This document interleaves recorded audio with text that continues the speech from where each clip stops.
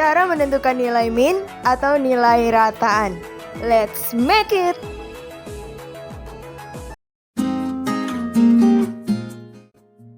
Pada tabel ini, menyajikan hasil nilai ujian matematika kelas 12 MIPA dan kelas 12 IPS Mansa.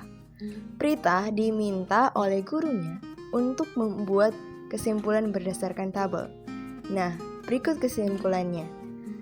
Banyaknya siswa kelas 12 MIPA yang memperoleh skor ujian nilai di bawah rata-rata, kelasnya lebih banyak dari banyaknya siswa kelas 12 IPS yang memperoleh skor ujian di atas nilai rata-rata kelasnya.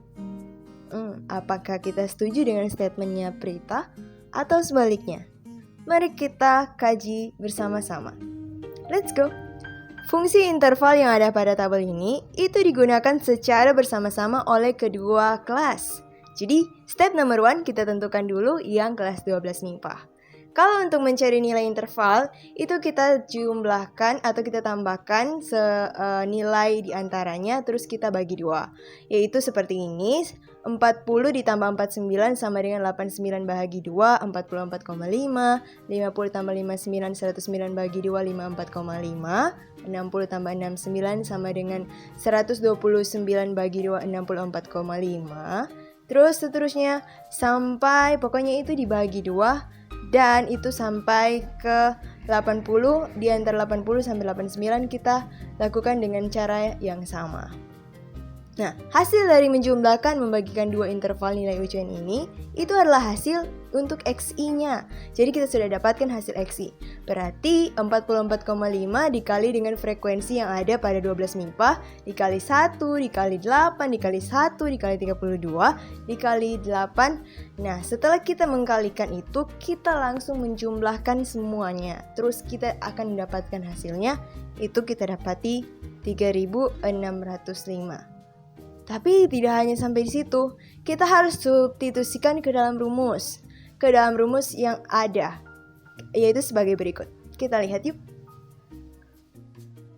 Untuk rumusnya, kita aplikasikan ke sigma sama dengan XI kali FI per sigma FI. Jadi 3605 dijumlahkan, hasil jumlah dari nilai frekuensi yaitu 50 frekuensi yang ada di 12 MIPA, berarti 3605 per 50, maka hasilnya 72,1. Itulah hasil nilai ujian nilai rataan kelas 12 MIPA. Nah, buat yang kelas 12 IPS yaitu step number 2, sama dengan cara kerjanya ketika kita menghitung nilai rataan di kelas 12 MIPA. Hal yang harus kita ingat ketika kita sudah mendapatkan hasil interval nilai ujiannya, maka kita akan lebih mudah.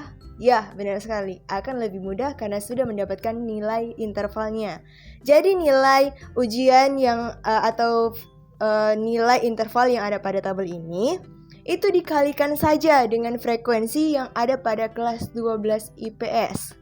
Ya, bedanya hanya frekuensi saja, tapi intervalnya itu sama, nilai interval itu sama. Yuk kita kalikan nilai frekuensi yang ada pada kelas 12 IPS dikalikan dengan nilai interval ujian.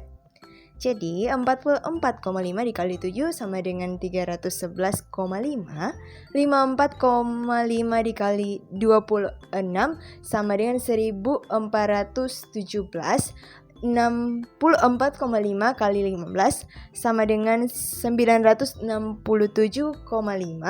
dan 74,5 dikali 2 sama dengan 149, sampai ke 84,5 dikali dengan 0, yang kita sudah tahu bersama pasti hasilnya adalah 0. Lalu kita jumlahkan hasil dari kali frekuensi dan interval itu. Dan hasilnya 2845 dibagi dengan jumlah frekuensi kelas 12 IPS. Jumlah frekuensi kelas 12 IPS kita hitung yaitu hasilnya 50. Berarti kita substitusikan, jangan lupa untuk kita substitusikan ke rumus sigma tadi. 2845 per 50, kita dapatkan hasil 56,9. Itulah hasil nilai rataan kelas 12 IPS. Ketika kita sudah memperoleh hasil atau nilai rataan dari kelas 12 MIPA dan kelas 12 IPS, maka yuk kita bandingkan nilai rataannya. Ternyata nilai rataan kelas 12 MIPA lebih tinggi dari kelas 12 IPS. Tapi itu nilai rataannya, masih belum dikatakan jumlah siswanya. Mari kita buat cara untuk menemukan jumlah siswanya. Perhatikan statementnya Prita.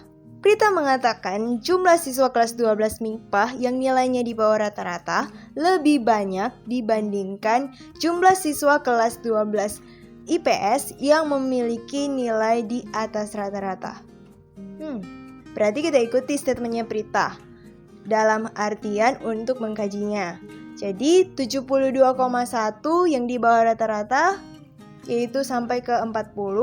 Kita lihat frekuensinya 181 itu dijumlahkan menjadi 10.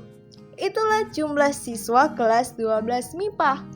Untuk 12 IPS yang Prita katakan di atas rata-rata, maka hasil rataan yang sudah kita dapati itu yang tadi 56,9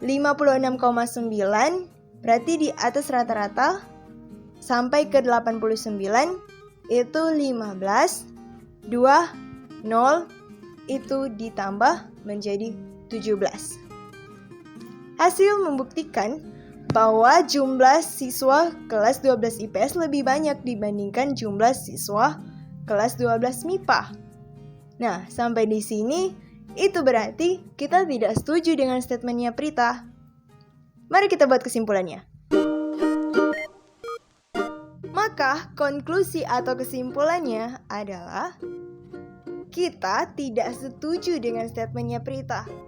Karena dari hasil analisis dan klasifikasi yang telah kita buat, itu menunjukkan bahwa jumlah siswa kelas 12 IPS yang nilainya di atas rata-rata lebih banyak dibandingkan jumlah siswa kelas 12 MIPA yang nilainya di bawah rata-rata. Jadi, statementnya Prita itu salah.